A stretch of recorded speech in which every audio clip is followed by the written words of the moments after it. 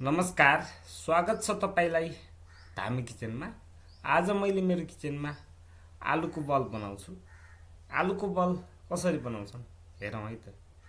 सुरुमा मैले 3वटा आलुलाई लिए, सफा गरेर 3टा आलुलाई लिए। त्यसपछि त्यो आलुलाई मैले यसरी छिल्का निकालिदिन्छु मैले यो आलुको। अब छिल्का निकालिसकेपछि मैले यसलाई चप गर्छु। चप गर्नको लागि आलु आइसकेको छ। अब यसलाई चप गर्ने बेला मैले ठुल्ठुलो पिसमा चप गर्छु, किनभने यसलाई मैले बोइल गर्नुपर्ने हो।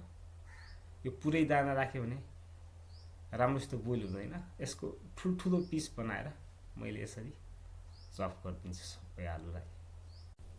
यसरी चप भइसकेको आलुलाई अब मैले बोइल गर्नको लागि यसरी यो पेनमा राखिदिन्छु र साथसाथै यसमा 1 चम्चा नुन राखिदिन्छु र ढाकिदिन्छु। यसलाई मैले 8 मिनट जति बोइल गर्छु। 8 मिनटसम्ममा हाम्रो आलु बोइल भइसकेको हुन्छ। आउनुहोस् चेक गरौँ है त बोइल भइसकेको तपाईँहरू देख्न सक्नुहुन्छ। अब यो बोइल भइसकेको आलुलाई मैले काटा चम्चाको मद्दतले यसलाई मसिनो डोमा तयार पार्छु। तपाईहरुले देख्न सक्नुहुन्छ। मैले यसलाई बिस्तारै बिस्तारै डो बनाइसके। आलुको डो यतिको भइसकेपछि अब यसमा हामीले मसला राख्नुपर्छ। सुरुमा मैले आधा चम्चा जति नुन राखेँ, अनि 1 चम्चा गरम मसला, 1 चम्चा कश्मिरी लाल मिर्च। अब यो सबैलाई मैले यसरी यो डोलाई मिसाइदिन्छु सबैतिर पर्ने हिसाबले। मैले यतिको मिसाइसकेपछि यसमा मैले कर्नफ्लावर 4 चम्चा एड गरिदिन्छु। यसरी मैले 4 चम्चा कर्नफ्लावर एड गरिसकेपछि अब यसलाई मैले राम्रोसित मिसाउँछु। यो डो तयार भइसकेपछि यस्तो देखिन्छ। अब यसमा मैले थोरै तेल राखेर यसरी चलाउँछु। अब तेल राखिसकेपछि यस्तो देखिन्छ।